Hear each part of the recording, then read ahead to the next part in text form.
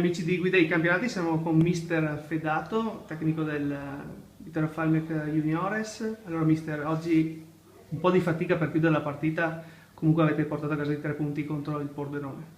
Sì, certo, arrivavamo da una sconfitta pesante di sabato scorso a Montebelluna, quindi era importante oggi dimostrare una prova di carattere con un'altra squadra blasonata che fa da anni questa categoria e quindi mi aspettavo soprattutto dai ragazzi una risposta e la risposta fortunatamente c'è stata, più che dal lato proprio del gioco, ma che sì, soprattutto dal lato caratteriale. Abbiamo fatto una partita di sacrificio, abbiamo un po' sofferto nei momenti giusti e siamo stati bravi a colpire negli altrettanti momenti giusti. Dicevi che avevate sofferto e di fatto soprattutto nel primo tempo c'è stata una fase durante la partita che il Pordenone vi ha messo proprio là.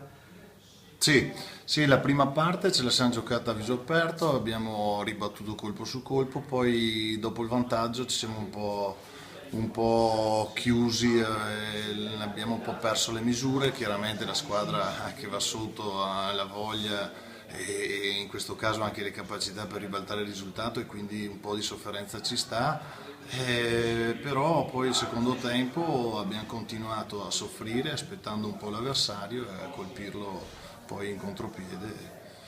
Naturalmente ci ha un po' facilitato anche il fatto dell'espulsione del numero 8 loro e una volta trovatoci in superiorità numerica un po' siamo stati avvantaggiati, insomma abbiamo chiuso la partita.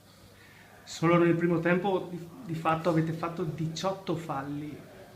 Questo dimostra il fatto che è stata una bella battaglia il primo tempo. Poi il secondo tempo solo 5-6, quindi magari avete avuto più facilità, come ha detto, dell'espulsione del Pordenone. Sì, ripeto, siamo una squadra che per il primo anno fa questa categoria e quindi dal lato dell'esperienza forse troviamo squadre molto più esperte, più abituate e quindi ci sta un po' che magari esageriamo un po' nella grinta, nella cattiveria agonistica, insomma.